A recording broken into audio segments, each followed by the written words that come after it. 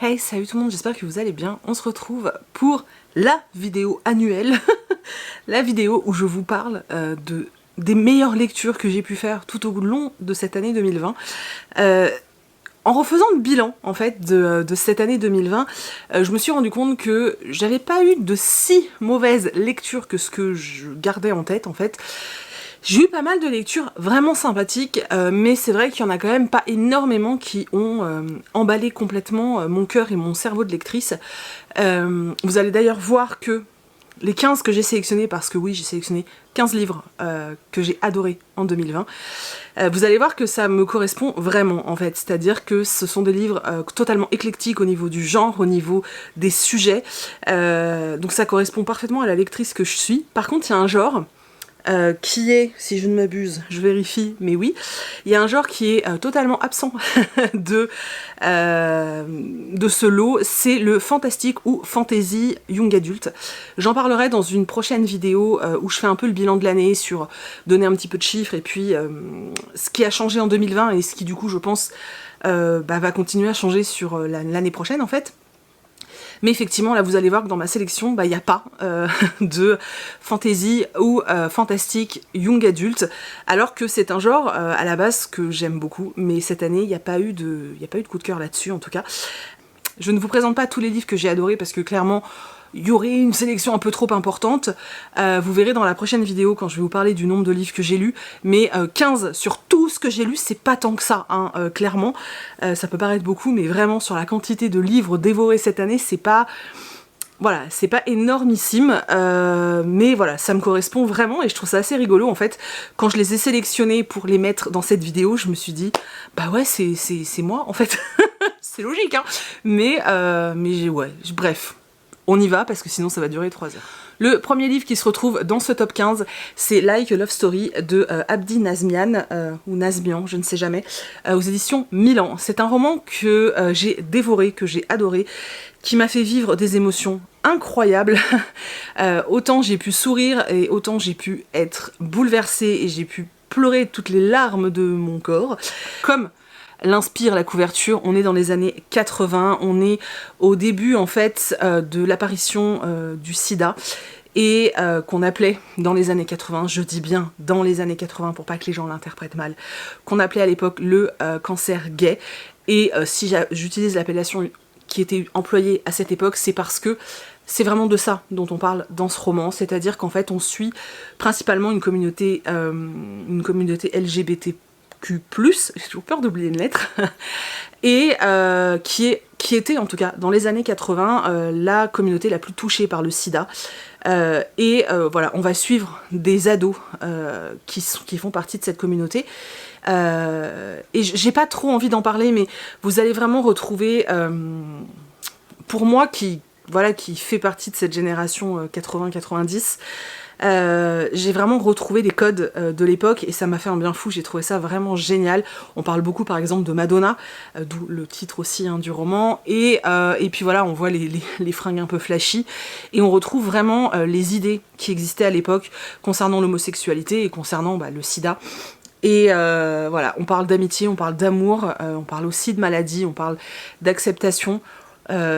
C'était vraiment super bien, il est touchant, il est bien écrit, voilà, je vous le recommande à 3000%, c'est une vraie pépite.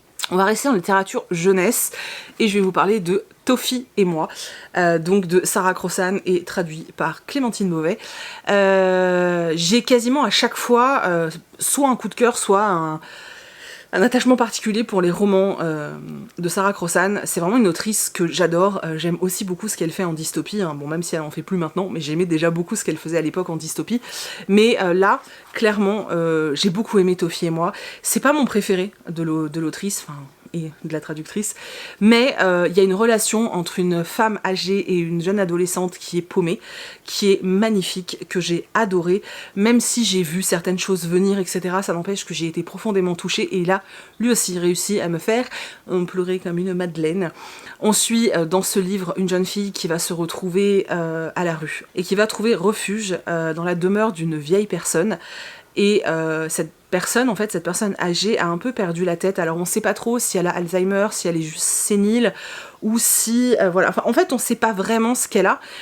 Tout ce qu'on sait, c'est qu'elle va prendre cette jeune fille pour Tofi, qui était en tout cas une amie à elle à l'époque, quand elle était jeune. Et la jeune fille va jouer le jeu parce qu'elle a besoin d'un toit, elle a besoin d'amour. Et c'est ça, en fait, cette histoire, c'est cette rencontre entre ces deux personnes de générations différentes qui ont toutes les deux besoin de quelqu'un, en fait. Et qui vont se trouver à cet instant-là et qui vont s'aider, pas forcément en le cherchant, parce que c'est pas prémédité du tout, et même... chacune fait, enfin surtout la jeune fille au départ, c'est assez égoïste de s'installer là, c'est juste parce qu'elle a besoin d'un toit et qu'elle veut pas dormir dehors en fait. Mais malgré tout ça, on va vraiment assister à cette belle rencontre. Et c'était super émouvant, c'était très beau. J'ai adoré ce roman. Particularité des romans de Sarah Crossan, ils sont écrits en vers libre, d'où le fait que la traductrice ait un rôle encore plus important que d'habitude. Voilà, ce livre était vraiment génial. Alors je vous dis, c'est pas mon préféré de l'autrice, mais c'est celui que j'ai lu en 2020, donc c'est de celui-ci dont je vous parle.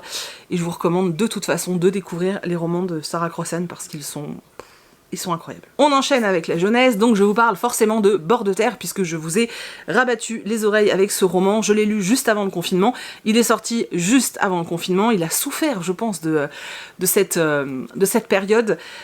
J'ai littéralement adoré ce roman. J'ai vu depuis pas mal de chroniques, parce que depuis vous êtes nombreux à l'avoir lu. Je vois bien que tout le monde n'accroche pas, mais alors moi... j'ai été complètement emportée par la plume de Julia Thévenot. En fait, je trouve que dernièrement, et c'est juste un avis personnel, je trouve que dernièrement, dans les romans jeunesse ou young adulte, bon, young adulte, la plume n'a jamais été très travaillée, mais en jeunesse, j'arrivais encore, il y a quelques années, à trouver des romans avec une très belle plume, et je trouve qu'il y a moins d'efforts de fournis dernièrement, en fait. Enfin, en tout cas, là, sur l'année en cours, enfin, ouais, sur 2020 et même 2019, je trouvais que vraiment, en tout cas en français, parce que j'en ai lu en anglais et c'était autre chose, mais en français, je trouvais vraiment qu'il y avait moins d'efforts de fait sur la plume, et c'était vraiment dommage parce que c'est pas parce que les enfants sont des enfants qu'ils ne sont pas capables de lire de belles phrases et de beaux textes. Et du coup, quand j'ai attaqué Bord de terre, j'ai d'abord été un peu décontenancée parce que je me suis dit mais c'est pas pour les enfants, enfin la plume est trop travaillée, et finalement je me suis complètement laissée prendre. J'ai adoré la part de la musique dans ce roman, du chant notamment. J'ai aimé le fait qu'il y ait un petit peu de diversité liée au handicap en tout cas. Je suis pas assez experte pour dire si tout est très bien fait par rapport justement à ce personnage qui a un trouble autistique, mais j'ai trouvé ça vraiment, enfin moi je l'ai trouvé bien fait, dans la mesure de ce que je connais en tout cas. J'ai vraiment beaucoup aimé l'univers, j'ai aimé me retrouver un peu dans un univers, ouais, dans un royaume un peu spécial et un peu grotesque par moments. J'ai aimé suivre l'aventure et j'ai aimé les personnages. Voilà, je sais que c'est pas le cas de tout le monde, mais moi il fait vraiment partie de mon top 15 de 2020 et je continuerai à vous dire qu'il faut lire Bord de terre parce que eh ben, c'était vraiment super. Une énorme surprise de cette année, c'est ce roman. La ville s'en vend, de Éléonore de Villepoix, donc aux éditions Hachette. Alors pourquoi c'est une énorme surprise? Tout simplement parce que, je vais dire la vérité, hein, vous le savez, j'avais complètement perdu foi, espoir et confiance en Hachette. Clairement, depuis plusieurs années, tous les romans que je lisais de chez Hachette étaient pas bons. Voilà, à mon goût, ils n'étaient pas bons, ils étaient mal écrits, les histoires n'étaient pas terribles, j'adhérais pas du tout, j'avais l'impression que c'était juste un produit commercial et qu'il n'y avait plus cette petite, tu vois, cette petite, ouais...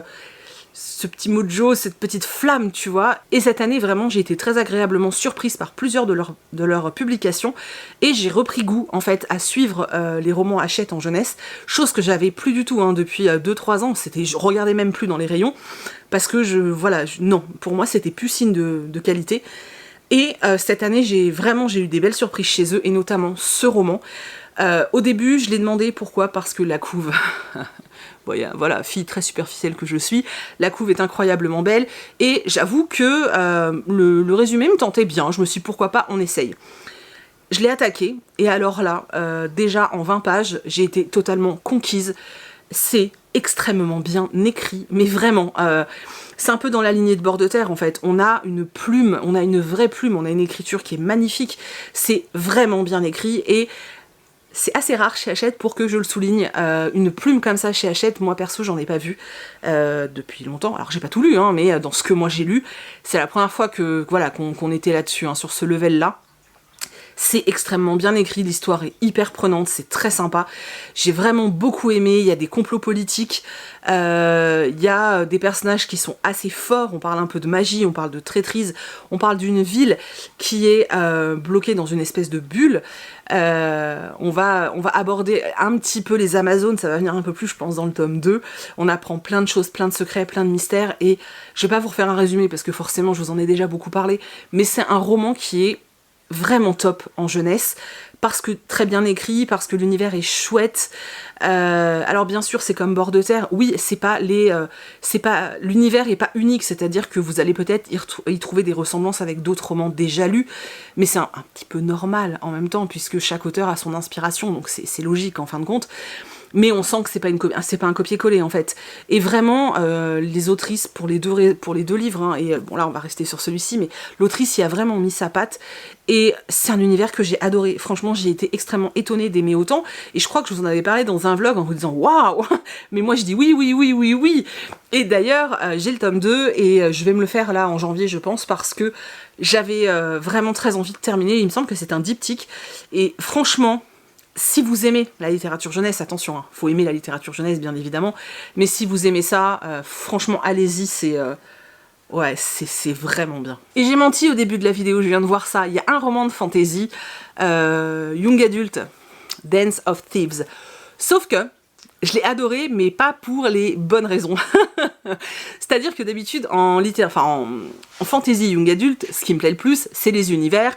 Bon, les interactions des personnages aussi, bien sûr, mais j'aime beaucoup les univers créés en young adult, etc. Et les messages véhiculés, puisque voilà, j'aime bien les livres avec des messages. Et Dance of Thieves, c'est pas pour ça que je l'ai aimé. Je l'ai aimé parce que j'ai adoré la relation entre les deux personnages, qui sont deux personnages qui se détestent et qui sont faits pour ne pas s'aimer, puisque l'une, oui, la femme, a été envoyée dans le royaume du jeune homme pour pas des raisons très... Voilà, hein, c'est une meurtrière, donc... Vous imaginez bien que elle n'est pas censée être pote avec eux, hein, du tout même. J'ai adoré la relation entre les deux personnages, c'était vraiment chouette. Alors dans le tome 1, qui a été un vrai coup de cœur, hein, on est vraiment dans la mise en place un petit peu de l'histoire forcément, on découvre un petit peu du coup l'univers et le royaume dans lequel on va être, et on découvre surtout les personnages, le groupe de renégats, je sais pas, de chasseurs de primes, et qui travaillent pour une reine, et puis la royauté de l'endroit où on est. Et surtout, on va voir apparaître une romance entre deux personnages qui se détestent royalement. Et c'était super sympa, j'ai adoré. Dans le tome 2, vous allez être beaucoup plus dans l'univers de fantasy et dans des espèces de... comment dire, dans des combats, dans des choses comme ça, beaucoup plus dans le tome 2. Celui-ci, on est plus axé sur la romance, et dans le tome 2, on est plus axé sur l'action et sur la fantasy. J'ai adoré le tome 2, mais j'ai vraiment préféré le tome 1, parce que, ouais, ce petit côté romance fantasy, j'ai juste surkiffé. Alors attention, cette saga, Dance of Thieves, donc, qui est en 2 tomes, c'est un spin-off de la première saga de l'autrice, donc de Mary E. Pearson, qui s'appelle... Je ne sais plus, le premier titre c'est Kiss of Deception, en fait la première saga qui contient 3 tomes n'a pas encore été traduite, je ne sais pas si elle sera là. À la question est-ce que ça spoil? Oui, clairement ça spoil. Maintenant ça spoil pas toute l'histoire de la première trilogie, je ne pense pas en tout cas. C'est pas le sentiment qu'on a en lisant celui-là, j'ai pas encore lu l'autre trilogie, mais bon, en France on a ceux-là, donc ne vous privez pas, parce que de toute façon on n'est même pas sûr d'avoir l'autre, donc ne vous privez pas pour ça. Si vous lisez en anglais, peut-être lire la première saga avant, mais si vous lisez pas en anglais, vous prenez pas la tête, hein, sincèrement, on n'est pas sûr d'avoir l'autre, donc faites-vous plaisir et découvrez Dance of Thieves. Dans cette deuxième partie de vidéo, on va être beaucoup plus dans les romans adultes, et on va trouver un petit peu de tout, de la fantaisie, du contemporain, du thriller, de la fantaisie, je l'ai déjà dit, du fantastique, etc. Et beaucoup de très grosses pépites, hein. Je tiens à vous prévenir, il y a de la grosse pépite. Dans un premier temps, je voulais vous reparler de Soleil et de sang de Jérôme Loubry aux éditions Calman Levy. C'est un thriller qui se passe en Haïti. J'ai littéralement adoré ce livre. Il est totalement différent du dernier qu'il avait écrit, donc Les Refuges, qui a un côté beaucoup plus psychologique. Sur celui-ci, on est vraiment, c'est vraiment différent, mais en fait j'ai adoré l'ambiance haïtienne, cette moiteur qui allait tellement bien avec le texte et avec l'histoire. J'ai adoré l'histoire de l'orphelinat, j'ai tout aimé dans ce livre en fait. Il y a des choses qui m'ont mis mal à l'aise, il y a des choses que j'ai trouvé très dures à lire, mais en même temps j'ai été totalement emportée, en fait j'avais l'impression d'être tellement dans l'histoire que je pense que c'est pour ça que j'ai trouvé ça hyper malaisant. Parce que j'étais vraiment dans l'histoire en fait. Et je l'ai trouvé génialissime. Moi c'est pour le moment mon préféré de l'auteur. J'ai littéralement adoré ce roman et je ne peux du coup que vous le conseiller. Ensuite, le livre de M de Peg Shepherd aux éditions Albin Michel, Imaginaire. Qu'est-ce que c'était bien! Mais qu'est-ce que c'était bien! On est dans un roman posta où en fait les gens sont contaminés par quelque chose de particulier qui en fait les fait totalement disparaître dans le sens où ils vont perdre leurs ombres et au fur et à mesure ils vont perdre leur mémoire, leurs souvenirs et du coup perdre tout ce qui fait d'eux ce qu'ils sont en fait. Et ils vont devenir des espèces de coquilles vides à la recherche des choses les plus primaires qui soient, donc la nourriture ou des choses comme ça.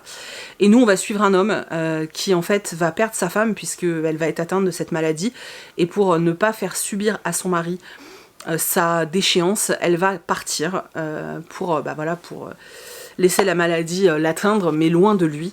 Et lui, en fait, ne supporte pas cette idée, donc il va partir à sa recherche. On suit l'aventure, en fait, de sa femme à travers, grâce à des magnétophones des dictaphones plutôt, qu'elle avait et où elle raconte son histoire au fur et à mesure. Du coup, on suit un peu les deux histoires. Donc cet homme qui va tout faire pour retrouver sa femme dans ce monde totalement détruit avec des êtres qui sont prêts à tout en fait et qui sont un vrai danger pour toi, avec le fait qu'il faut éviter d'être contaminé aussi. Et cette femme qui commence à disparaître tout doucement. C'était magnifique, la fin m'a bouleversée mais à un point hallucinant. Il y a un élément un petit peu ésotérique dans ce livre qui m'a... voilà, mais parce que c'est des choses qui moi ne me plaisent pas. Mais vous voyez, je vous le mets quand même dans le top 15, ça prouve à quel point, pour moi en tout cas, tout le reste était tellement bon que finalement ce côté-là, qui était peut-être un peu what the fuck pour moi, ne m'a pas gêné outre mesure dans la globalité du livre en fait. Je l'ai littéralement adoré, mais vraiment, il était génial. En même temps, c'est mon top 15, donc forcément, tous ceux que je vais vous présenter, ils étaient forcément trop bien. Ensuite, on va passer à un petit contemporain, donc un Kate Morton, qui était le tout premier Kate Morton que je lisais, donc la scène des souvenirs. Oh, c'était tellement bien. C'est un roman qui fait 600 pages, et je me souviens exactement quand je l'ai lu. Je l'ai lu en lecture commune avec Laura, du compte Instagram Laura's Reading. Et en fait on l'a attaqué, il me semble que c'était un week-end, et je m'étais dit, attends il fait 600 pages, jamais je le lirai dans la journée. Et en fait j'ai été incapable de lâcher ce livre, et je l'ai littéralement dévoré dans la journée, alors que bon, je peux lire un livre dans la journée, mais pas 600 pages. En général, je te lis un livre dans la journée s'il fait 350, voire 400 pages, mais si c'est du young adulte. Mais sinon voilà, c'est vrai que 600 pages c'est pas quelque chose de courant pour moi, hein. Et encore, je dis 600... Ouais, non, 690, donc quasiment 700. C'est pas quelque chose de commun. Et en fait, j'ai été incapable de le lâcher tellement j'ai été happée par l'histoire. Je vais pas vous refaire le résumé entier, mais pour ceux qui ne savent pas, Kate Morton, en fait, joue sur toujours deux temporalités. Donc une aujourd'hui, et ce que j'ai adoré dans le aujourd'hui, c'est qu'on suit des personnes d'un certain âge, et ça j'ai trouvé cool.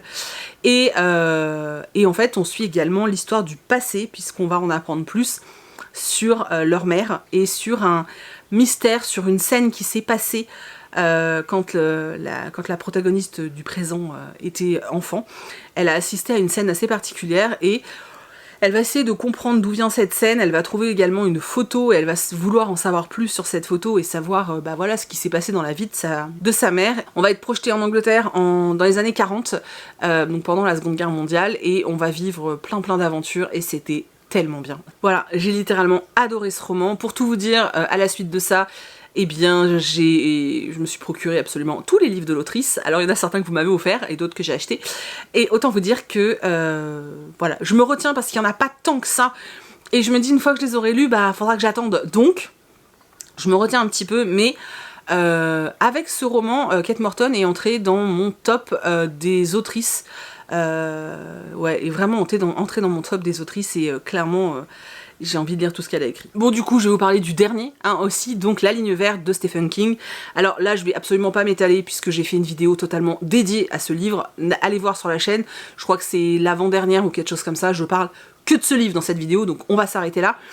En tout cas, voilà, c'est ce que je vous ai dit dans la vidéo, un vrai coup de foudre pour ce roman. J'aimais déjà profondément le film, mais alors ce livre est génialissime. Je vous ai dit que voilà, ce qui ressortait pour moi dans ce livre, c'était l'humanité, en fait. Vraiment l'humanité de certaines personnes et la bonté et la bienveillance de certains êtres, et c'était génial, et j'ai adoré.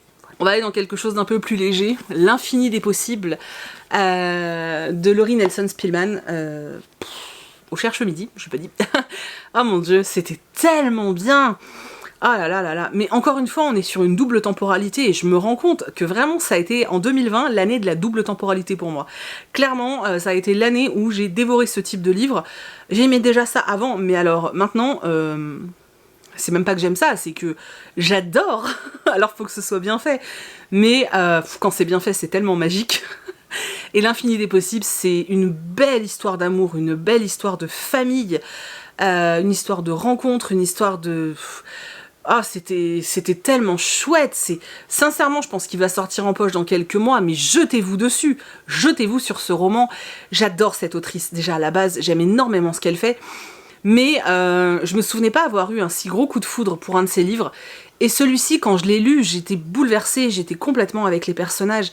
J'ai eu beaucoup de tendresse pour les femmes de ce roman, notamment la grand-tante, enfin la grand-mère, qui était...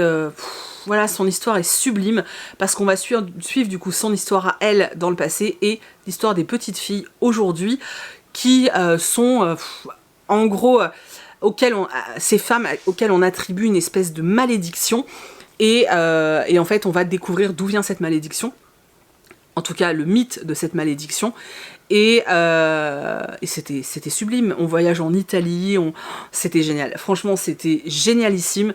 Je vous recommande à 3000% ce roman. Il fait voyager, il fait rêver, et c'est beau en fait. C'était vraiment chouette. Il y a plein de sentiments et c'était trop bien. Là, il y en a certains qui sont derrière leur écran en train de se dire « Mais c'est pas possible, elle a toujours pas parlé de ce roman-là, mais c'est un truc de fou, je pensais qu'il serait dans son top, mais c'est quoi ce bazar, ta ta ta ta ta ta ». Bah oui, il est là, forcément, les archives de Rochard. J'aurais pu prendre les 2 premiers tomes, enfin, c'est un tome 1 qui est divisé en 2 parties, donc ça c'est la première partie. J'aurais pu prendre également la deuxième partie, puisque aussi bien l'un que l'autre... J'ai adoré. D'ailleurs, je pense que j'aurais peut-être même mieux fait de prendre la deuxième partie, puisque je l'ai encore plus aimé. C'est-à-dire que j'avais déjà eu un coup de cœur intersidéral pour le tome 1, mais alors quand j'ai lu le tome 2, j'étais au bord de l'apoplexie, quoi. C'était... Oh mon dieu, mon dieu, mon dieu. Il est génialissime. J'ai toujours pas lu la suite, vous êtes plusieurs à me poser la question. Non, j'ai toujours pas pris le temps de la lire, mais ce n'est que partie remise, puisque je pense le faire bientôt. C'est juste que, ouais, dernièrement, j'avais peu de temps pour lire, et c'est vrai que du coup, me lancer dans une pavasse comme ça, qui est quand même un peu exigeante, c'est de la fantaisie adulte, même si c'est extrêmement abordable, parce que vraiment, du Brandon Sanderson, c'est vraiment abordable, la plume est dingue, et en plus, il arrive à créer des univers complexes, tout en faisant en sorte que ce soit assez simple, pour que on se fasse pas des nœuds au cerveau. C'est génial. J'adore les personnages de cette saga, j'adore l'univers, j'adore la plume, j'aime tout en fait, voilà. Je crois qu'il n'y a rien que je n'aime pas. Donc, je ne peux que, encore une fois, vous recommander de lire du Brandon Sanderson, d'essayer, si vous avez envie de découvrir de la fantaisie, n'hésitez pas avec cet auteur. Alors, peut-être pas dans une saga aussi longue que Fils des Brumes ou Les Archives de Rochard, mais il a des pseudo one-shot, puisqu'a priori j'ai cru entendre qu'il allait peut-être faire des suites, je ne sais pas. Je pense à Warbreaker, que j'ai adoré, alors pas autant, hein, je préfère Les Archives de Rochard, mais Warbreaker c'était vraiment bien. Je l'ai pas encore lu, mais apparemment Elantris c'est vraiment génial. Voilà, donc, moi j'y vais doucement, parce que j'ai pas envie de plus avoir de livres de Brandon Sanderson, donc j'ai pas envie d'être à jour en fait. J'ai encore du taf, parce qu'il y en a pas mal que je n'ai pas lu, mais... Les Archives de Rochard, les gars, c'est génial. C'est génial. Il y a tout là-dedans pour que ce soit génial. C'est tout. Voilà. Mais c'est pareil, j'en ai déjà tellement parlé. Mais il est là. Rassurez-vous, il est là. Ah là là là là. Les 4 derniers. Alors, il n'y a pas de classement. Hein. Je les ai pris un peu comme ils venaient.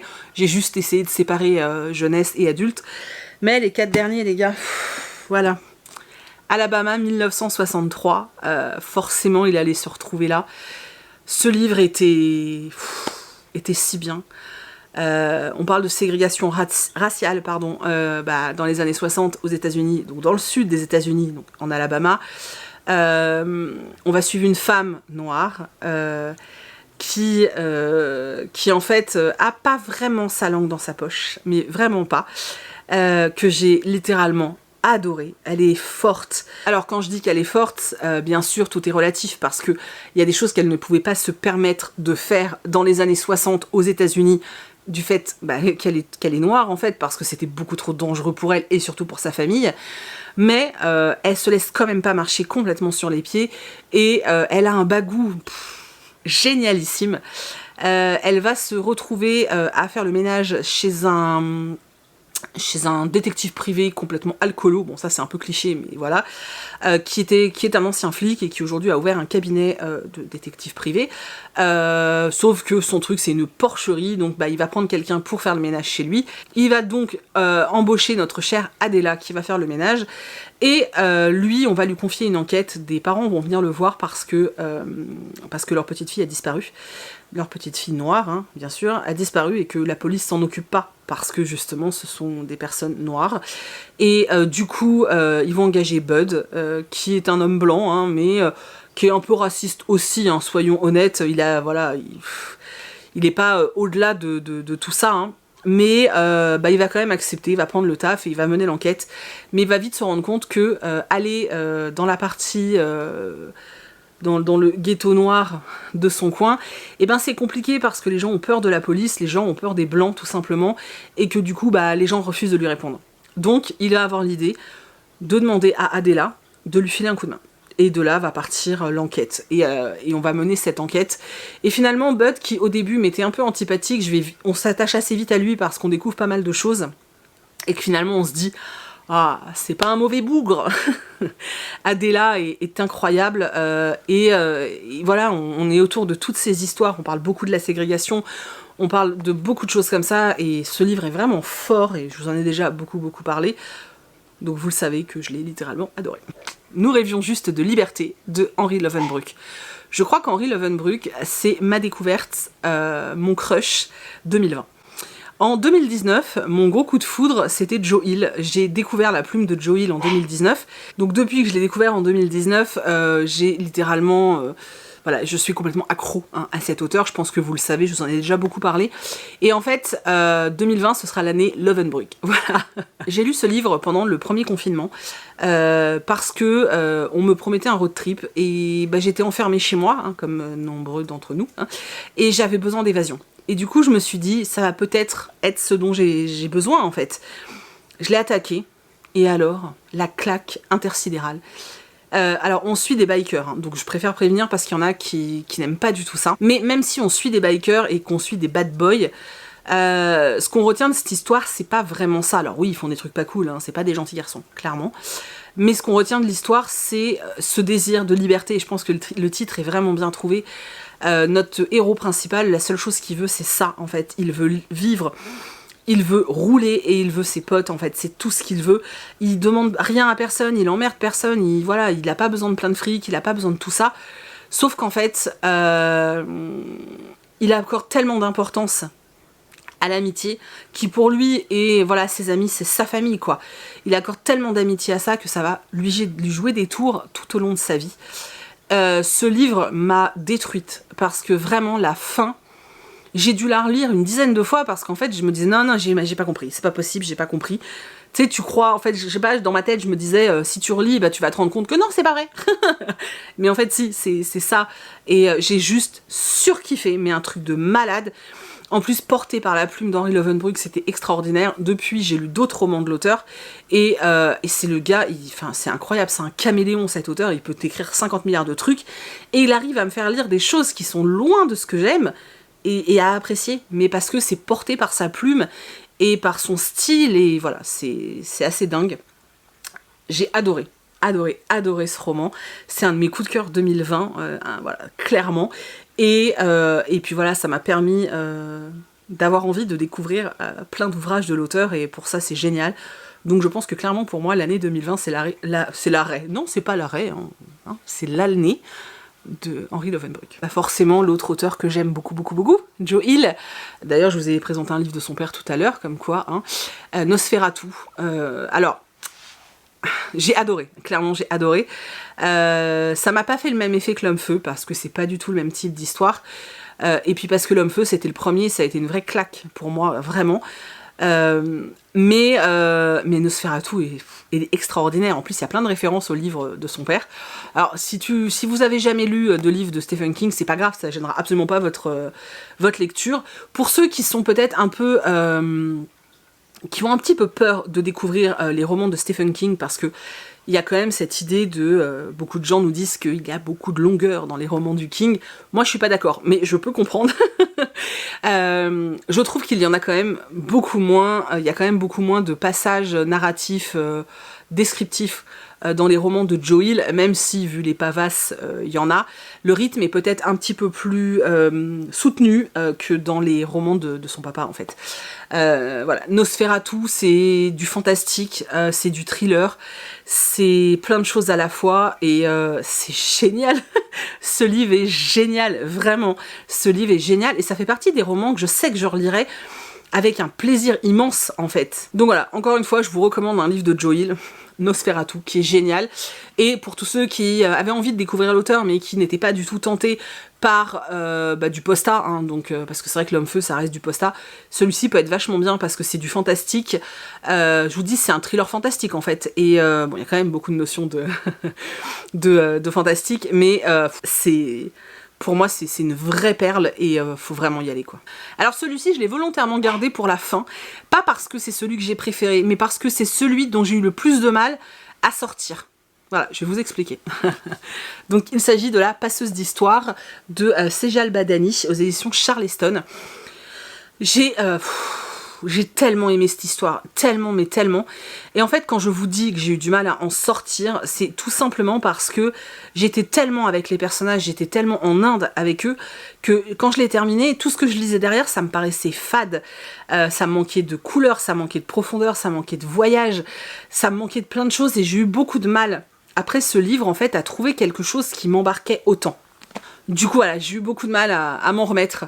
Pareil, plusieurs temporalités dans cette histoire. On est en Inde, on suit une jeune femme qui ne va pas vouloir suivre le même parcours que toutes les femmes de son village et de sa caste, qui va casser un petit peu justement les normes et les règles. On a une belle histoire d'amour, on a plein de choses en fait. On a aussi une belle histoire d'histoire, puisque la passeuse d'histoire, hein, voilà, parce qu'on a quelqu'un qui aime raconter des contes et des histoires. C'est un roman qui est vraiment très beau, qui vous fera voyager, qui vous fera découvrir plein de choses, peut-être vous donner envie d'en savoir plus sur la culture indienne. C'était magique en fait. Il y avait vraiment un côté évasion. Qui fait vraiment du bien, surtout en ce moment, je pense. Moi, je suis vraiment en manque de voyage et d'aventure et tout. Et quand tu lis ce livre, t'es tellement ailleurs. T'es tellement ailleurs. La plume fait qu'en fait, tu voyages et t'es là-bas. Moi, j'étais en Inde. Et pourtant, c'est pas du tout un pays que j'ai envie de visiter. Mais j'y étais et c'était chouette. C'était chouette parce que j'y étais... à travers le regard de l'autrice. Et c'était vraiment génial. Il y a un tout petit élément qui m'a dérangée. C'est qu'en fait au départ on suit une jeune femme qui n'arrive pas à avoir d'enfant et c'est pour ça qu'elle va aller en fait à la recherche de ses racines en voulant aller dans le village où a grandi sa maman pour en savoir plus sur sa mère, etc., parce qu'elle a besoin, voilà, elle a besoin d'autre chose. Et en fait j'ai pas aimé ce côté de voilà, elle n'arrive pas à avoir d'enfant, elle va en Inde pour un voyage et elle découvre qu'il y a plein d'orphelins. Je déteste ce genre d'histoire qui pour moi n'est pas vraiment réaliste. Je pense que on est tous conscients qu'il y a des enfants qui n'ont pas de foyer, en fait. Voilà, on n'a pas besoin d'aller dans un pays pauvre pour s'en rendre compte. C'est pas nécessaire. Enfin, je sais pas, c'est un élément qui m'a beaucoup dérangée. Mais ça m'est personnel, hein, mais ça m'a beaucoup dérangée. Maintenant, on n'est pas axé sur le désir d'enfant de cette femme, puisque on va quand même être beaucoup sur l'histoire du passé pour savoir, pour connaître tout le mystère autour de la maman, en fait. Et on va la suivre enfant, on va suivre la maman, enfin la grand-mère finalement, l'histoire de la grand-mère. C'était bien, on parle de tout ce qui est colonisation aussi de l'Inde par les Anglais. On parle pas, voilà, il y a vraiment beaucoup de sujets de traités et c'était vraiment chouette, mais vraiment, hein, vraiment.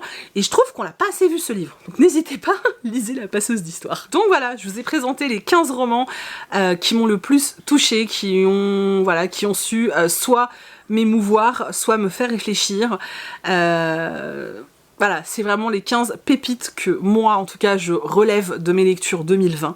Il y a plein d'autres livres que j'ai adorés, que j'ai dévorés, des sagas entières que j'ai mangées les unes après les autres, où j'ai mangé tous les tomes les uns après les autres. Il y a plein de livres que j'ai aimés cette année. Mais voilà, j'avais besoin de faire aussi une sélection et dans les 15, parce que j'ai d'abord fait 30 et ensuite je diminuais, et c'est les 15 qui ont survécu à cette grande sélection de l'année 2020. N'hésitez pas vous aussi à me faire votre petite sélection dans les commentaires, genre vos 5 romans préférés de l'année 2020, ça me donnera peut-être envie de découvrir des nouveaux titres et me faire rallonger encore une fois ma wishlist, mais vraiment n'hésitez pas, ça m'intéresse énormément. N'hésitez pas non plus à me dire si vous avez lu certains de ces titres, si vous les avez aimés, si vous avez moins aimé que moi. Voilà, qu'on échange autour de tout ça, c'est toujours hyper intéressant. Je trouve ça hyper intéressant de voir un petit peu ce que vous pensez de tout ça. J'espère que cette vidéo vous a plu, que ça vous a rappelé certains titres. N'hésitez pas, comme d'habitude, à me laisser des petits mots, qu'on puisse échanger, ça va être super cool. À mettre un petit pouce en l'air parce que ça montre que vous êtes passé sur la vidéo et moi ça me fait kiffer. Et surtout, ça montre que vous aimez ce type de vidéo et ça m'incitera à en tourner d'autres. Vous noterez qu'en plus, pour une fois, je me suis coiffée pour filmer. Oui, je le dis, c'est important. Donc voilà, n'hésitez pas, tout ça, n'hésitez pas à partager la vidéo, en me taguant, que je puisse vous repartager, voilà. Ou même, ce que vous pouvez faire, c'est que si vous avez Instagram, vous partagez genre une photo, une photo ou une story, peu importe, de vos livres préférés de 2020, et vous me taguez, et n'hésitez pas, et moi, je vous repartagerai, voilà, je vous partagerai, parce qu'on partage ensemble, donc je vous repartagerai avec grand plaisir. Sur Insta, je trouve ça assez cool que si vous me taguez, je peux vous repartager, je trouve ça assez cool, ça permet à d'autres personnes de découvrir vos comptes et de découvrir ce que vous aimez, et surtout de découvrir d'autres titres, c'est surtout l'intérêt. Voilà, du coup je vous fais plein d'énormes bisous, j'espère que cette vidéo vous a plu, que vous avez passé un bon moment, que vous avez redécouvert des titres, que vous les avez rajoutés à votre wishlist. Si vous lisez ces romans suite à mes recommandations, n'hésitez pas à me le dire, à me taguer pour que je le sache, que je puisse venir le voir. Voilà, si vous les avez déjà lus suite à mes recos, n'hésitez pas à me le dire aussi. Ça fait partie des échanges et sincèrement j'adore savoir quels sont les livres que j'ai recommandés et qui vous ont le plus donné envie et qui vous ont le plus fait voyager, je sais pas, vous voyez, que vous avez le plus aimé. Bref, je me tais parce que sinon on n'est pas sorti, on est là demain encore. On se retrouve dans quelques jours pour une autre vidéo où je vous parlerai un petit peu plus, je vous donnerai un peu plus de chiffres et où je vous parlerai peut-être un peu plus de mon évolution de lectrice sur l'année 2020 parce qu'il y a eu quand même pas mal de changements, je trouve, sur pas mal d'aspects. Que ce soit au niveau de mes goûts littéraires, que ce soit au niveau de mon rythme de lecture, que ce soit par rapport à ma vision des services presse, par rapport à je sais pas, à ma vision de la communication autour de certains titres, etc. Il y a pas mal de choses qui ont évolué en 2020 et voilà, du coup j'ai offert une vidéo là-dessus. Elle arrivera dans quelques jours, il faut encore que j'arrive à finir de me poser et de savoir tout ce que je veux dire pour ne rien oublier. Mais elle arrivera dans quelques jours. Voilà, je me tais, c'est beaucoup trop long, je vous fais plein d'énormes bisous et je vous dis à bientôt. Bye.